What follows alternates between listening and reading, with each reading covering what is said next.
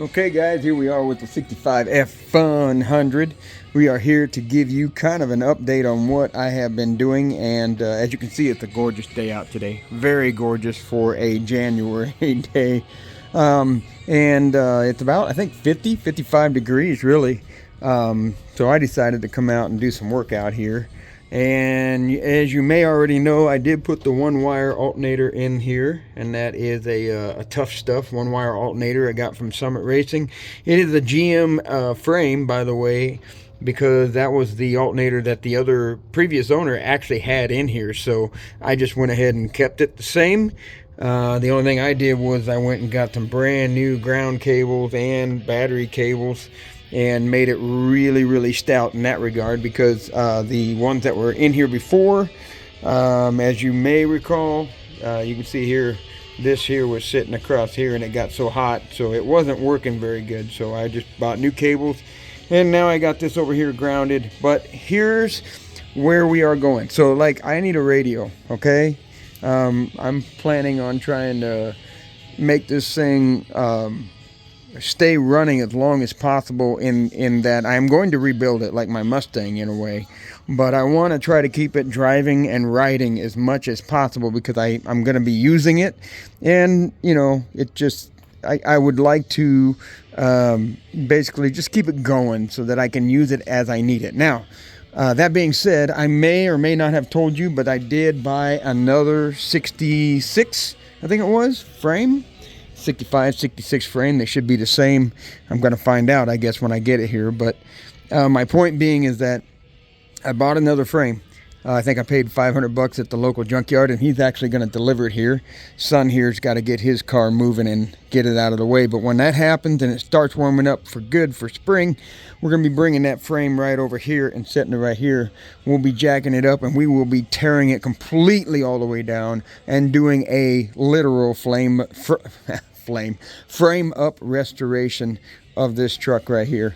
So basically my thought was that I get a frame over here that would allow me to keep this running while I rebuild that frame, because all of my bushings and everything underneath here are dry rotted.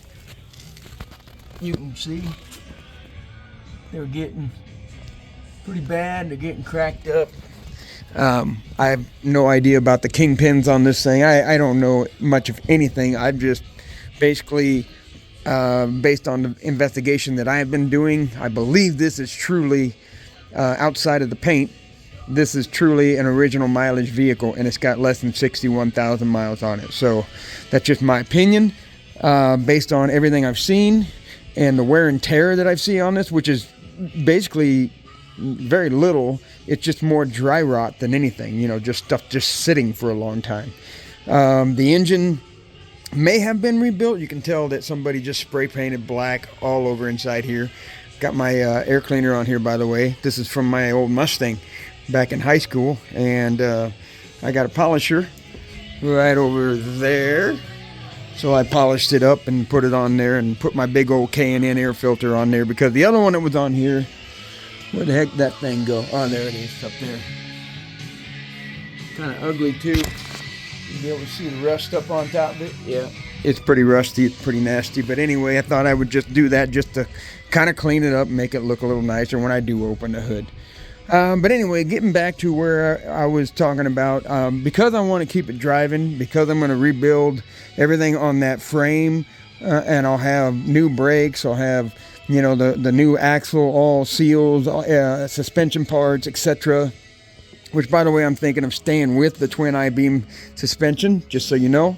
And then I'm going to put, this is, I mean, I've kind of committed actually, so I don't have a choice at this point, but I'm going to put a 302 in it, and I'm going to put automatic 6R80.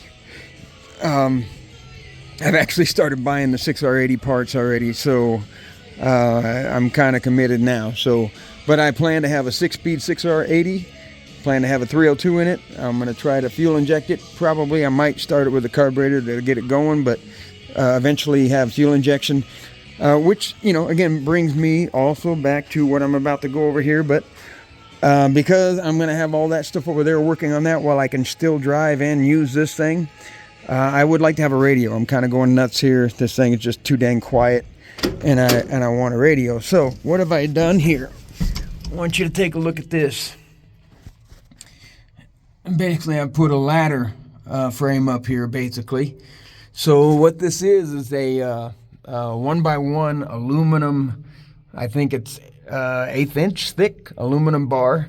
And I basically took, and these are 36 inches long, from right here to the front of the 45-degree cut. I don't know if you can see it in there. Yeah, you can. There it is, 45-degree cut.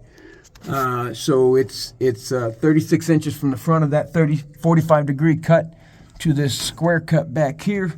And I'm not completely done here, but I kind of got it mounted in place. And I basically spaced it about 16 inches apart from the outside to the outside and tried to center it to the cab. You can see here I drilled a bolt. I think I used like a 1032, and I'm going to actually glue this nut up here so that way I don't have to sit there and try to fidget with it trying to, get that thing started. And then back here I actually just took, and you can see here, put a big washer on it and kind of pinched it. You can see I even notched out this little area right here to get that to set down in there, but then I pinched it. And I mean, I'll jerk on this. Yeah, you can see, I mean, I'm putting all 160 some pounds of me on it, and it's fine. I did notice that I did have to label it driver and passenger side, because I did notice that the holes did not, from the end, measurement from the end are not the same. So, this is an old truck, and, they don't build them quite like they used to, but yet they probably weren't exactly too super perfect, right? But anyway, just letting you know that I did have to do that. So anyway, what I plan to do is put my radio up here. This is where I'm going to put my radio. I'm going to put my head unit up here. I'm going to put my charging, I'm going to put I got my voltmeter down here right now. You see it right there. But I'm going to take that off, and I'm going to put a cigarette lighter charging circuit up here. Put my USB circuits up here. I'm going to move that. Digital voltmeter up here. I mean, everything's going to be up here. I'm also going to be building, like a shelf, like up here, because I'm always throwing my cell phone up here. It's pretty cool, pretty handy to have. And I might even put something right over here, but I got to make sure that this doesn't come down so far that I bump my head on it, that kind of thing. I'm trying to think of that. Plus, I don't want to come down so far you can't see in the mirror. But I took the tape measure, and I measured down, I can't remember how I did that. I think I measured from here, actually, and came down, and when I looked in the mirror, I saw the measure right up here. I saw it at 8 inches. So I would say anything from 6 inches down from here should be good, to where it's not coming down into the mirror part where you can't see it. So anyway, that's just kind of what I'm doing here. I'm getting ready to put this stereo system in here. I've got an old school Majestic equalizer booster. That's what I used to have in my little Nissan pickup back in high school. And I pulled it out the other day. I mean, I've had it here for a long time, actually. It's just been sitting there in this box. But I pulled it out the other day and hooked up 12-volt power supply to it, put the inputs into it, and hooked up some speakers that I just had lying around, and I'll be dang, that thing still works. And so I think that's going to be just really cool to run that thing again. So my plan is to put the head unit here, and also that equalizer booster, which is really thin. It's very small, so I think I can get it all right here. Or if I have to, I'll put the radio here and put the booster here, equalizer booster here. And but anyway, I also want to build a like a cooling fan to cross flow through there. I've got ideas of putting like foam or something right here to keep the sun from heating the radio so bad that it wants the thermal out and all that kind of stuff. But I do want to put everything up here. That's what I want to do. So I think Well, I know that's what I'm going to do, and I think it's going to work just fine. I used to have, in my old 78, I had my head unit down here, and I had my CD player. Back then, it was a Sony Walkman, and I just tied it right up here, and actually had one of them floating things and Velcroed it on there, and that's where I had that thing. And I really like that, so I'm going to try to do that again. All right, so I need to get myself ready for all this stuff, and I'm kind of overkilling it, but I'm thinking about having a pretty nice stereo. I'm going. There's a book, by the way, one of them SA design books about doing electrical wiring and that kind of stuff, and so that's where I'm getting a lot of my information from. So what I've done here is I bought some bus bars for my Mustang to do my wiring there, which again also using that information in that book, but I decided to go ahead and install them here. I'll buy a couple more for my Mustang, but I am currently setting up 3 relays right now. These are actual fuse relays. I don't know if you can see. Yeah, you can see where you would put a fuse right there. So this will be, I could put a fuse box in here, but the reason why I'm avoiding that is because I'm actually going to be rewiring this whole thing when I actually get all that frame done and everything and swap everything over. This thing's going to get completely rewired. I'm going to use that Speedway Motors like universal GM kit that they got, and I'm going to do that one because it's just plenty of parts available for it. And plus, when I go to change my steering column, I did it, and all those other, column manufacturers, they're very common to go with GM stuff. So it would just work out just perfect, actually. I'm going to try to keep as much of the dash forward as I can, but there's just going to be some things in the background that are going to be, GM, I guess. So, whatever. So anyway, setting all this up, getting it ready.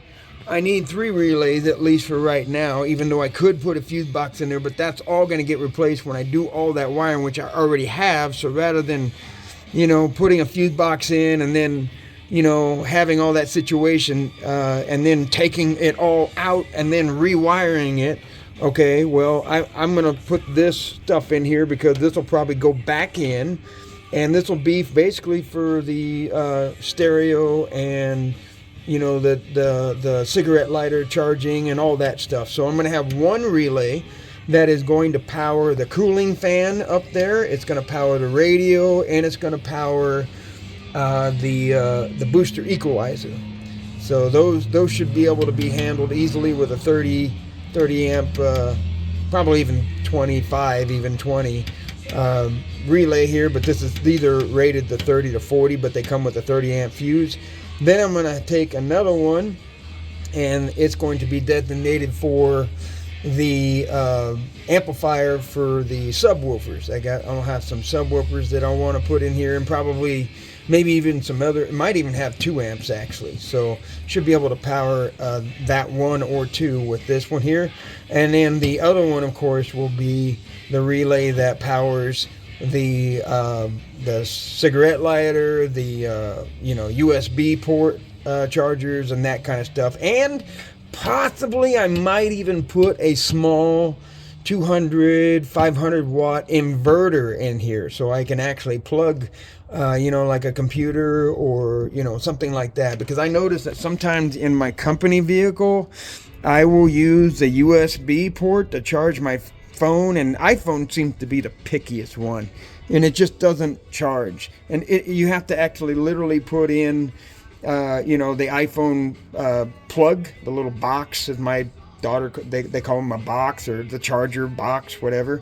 You actually have to take that and plug it into the really small inverter. I think I got it like 120, 140 watt inverter that plugs into a cigarette lighter, and plug it in like that, and then it charges fine. So I might actually also put that in there to where I can have 110, 120 access inside of this old baby here. But as you can see here, basically what I did is I took coming off the battery here. This is nothing different here. Comes over here to the solenoid like, you know, you would normally find. You can see my 1-wire alternator here, but then what I did was I took this 10 gauge wire here and added it over here to go over to the bus bar. And now I have a bus bar that has solid 12 volt power. I don't have any fuse in here, I admit, but I don't have any fuse in this either. So, I mean, I think as long as you keep it short and you keep it clean and you keep it protected, this is the cap that came with it. I'm not really impressed with it, but it does the job. You're not really going to touch anything with it. But it is what it is, I guess. I mean, again, not too impressed, but it works. But anyway, now this is where all the relays are going to get their power from to power the devices, okay?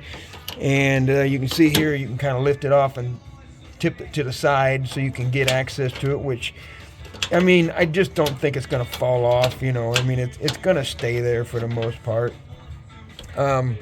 So all my reds are hooked in. All we got to do now is actually hook up the black or the white here to the switch that's going to turn it all on, and then that'll snap the coils in. And then the blue ones are going to be your feeds. And as you can see here, I came over here with all the blacks, which is on the ground side of the coil, and I you know, crimped them all together. Which, by the way, I'm using crimp connectors with actual ratchet style professional crimpers, and as you can see here, I use a little bit of a heat shrink tubing here. And every time I go to put the wire into these crimp connectors or whatever, I will take a little bit of dielectric grease, actually a lot of bit of dielectric grease. I will take the dielectric grease, basically. You have to excuse the mess. I'm really trying to clean up around here. Anyway, here's the dielectric grease right here. And I basically take and strip the wire back, and then I squeeze this right here, and I dip the wire down in there, and I get it all grody and ugly and greasy and all that kind of stuff. And then go ahead and slip the connector over the top of it. And then once I slip the connector over the top of it, use that ratchet crimper and crimp it down really hard. Test it, tug on it, all that kind of stuff.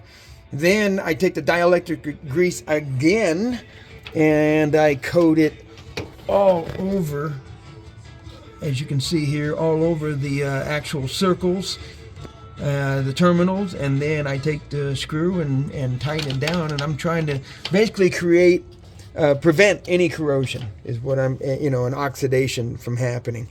So all of these are powered here, and then you can see here I got this coming up here to the negative side of the battery cable right there. And I actually used I had only a couple of these. I used a crimper with a heat shrink tube on there. So I kind of used those on the connections right here that actually, you know, go to the battery and whatnot. Just, I don't know, because I had them, I guess. So anyway, ran that big old 10 gauge cable down over here on the ground side as well. And as you can see here, this is the 10 gauge hooked into these 14 gauge.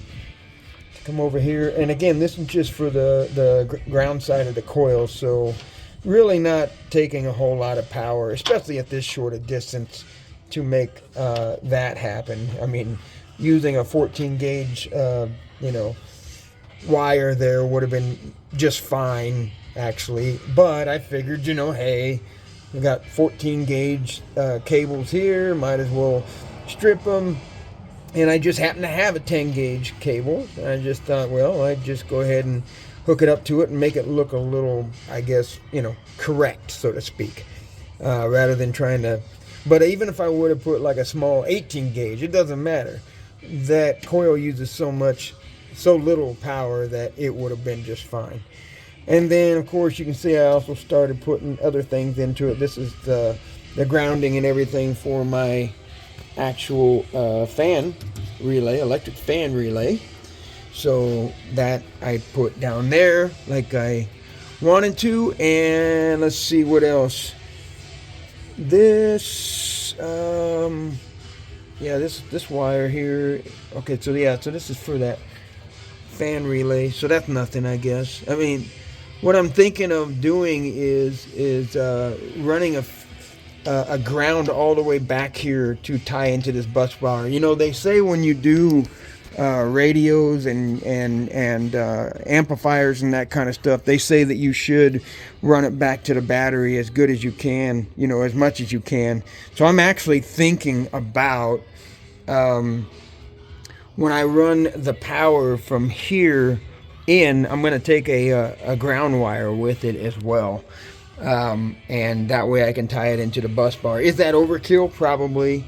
I'm pretty sure there's a lot of people out there that have actually, you know, tied into the frame, etc., to do the grounding and everything, and it probably worked. But I know that when I was doing this stuff in high school, sometimes I remember I'd get a little bit of alternator noise if I did that.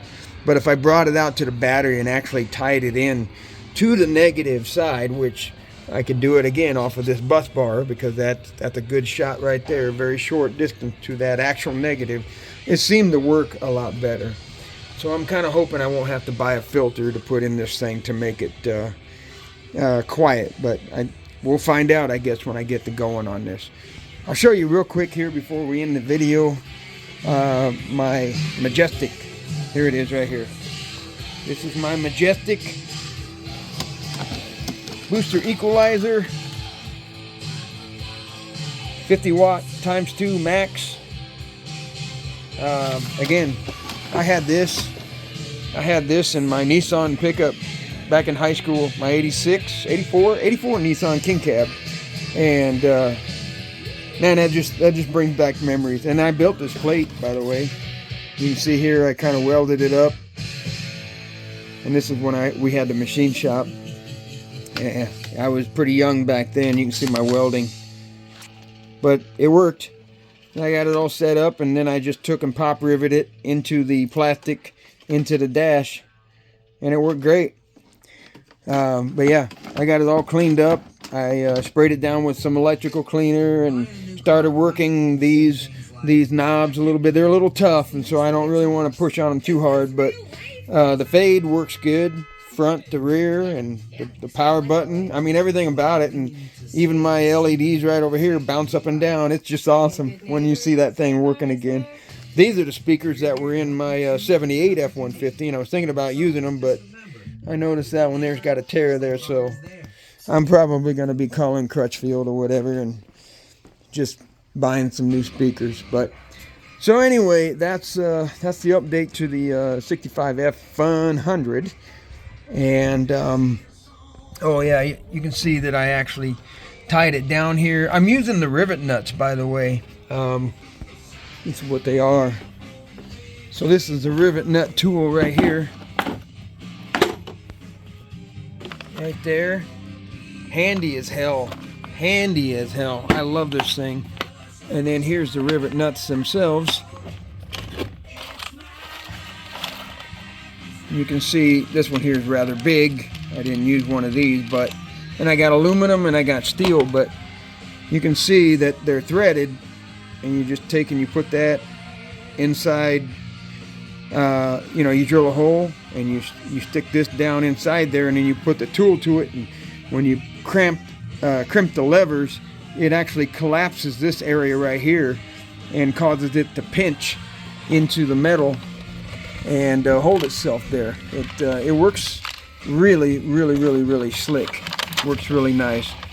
I know there are some people that say you shouldn't do that, but I mean, and they say that because of the fact that they can loosen up over time, maybe, or something. I don't know. My thing is using the aluminum ones and the steel. That's my thing, because you stand a chance of stripping them, number one.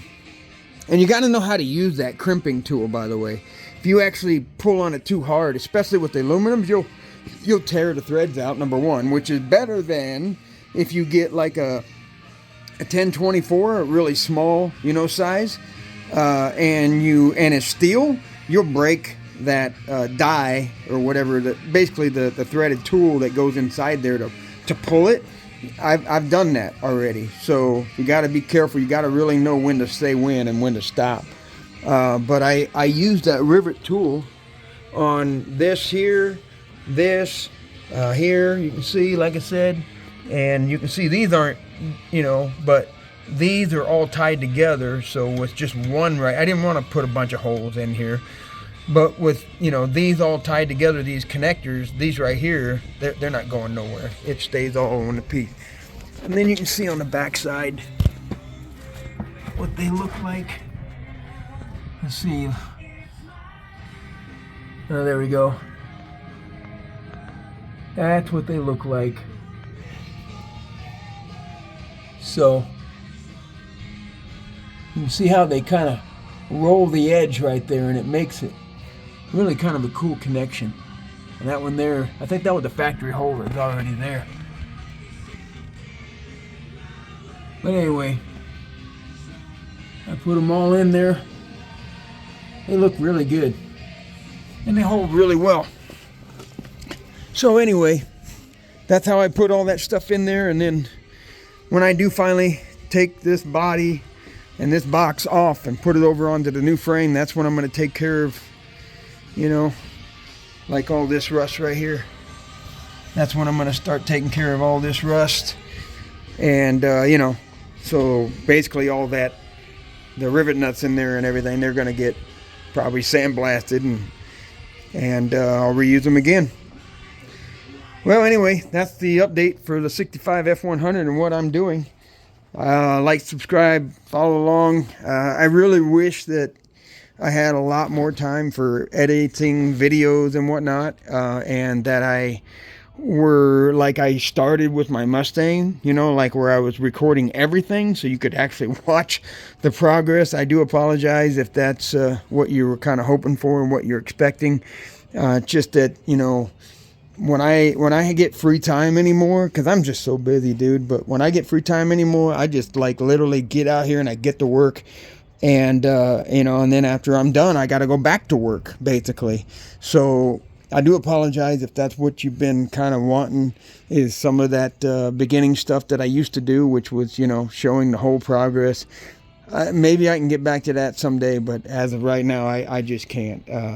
Way too busy with construction and AMSOIL and all the other jobs that I got going on. But I do want to at least take 20, 30 minutes to give you an update on what's happening. So that way, if you have ideas and, you're just Sunday fun day bored or whatever, and you want to just listen to me yap, I appreciate that. And like, subscribe, remember, and rumble. But my point is that, maybe you might learn something here that you can take to the bank yourself, or, maybe you can see something that you don't like and you say it shouldn't be done that way, and I really wouldn't care anyway, but you know what I'm saying. All right, guys, thanks a lot. Again, like, subscribe, rumble, and let's come on back so you can see what I got next time. Bye-bye.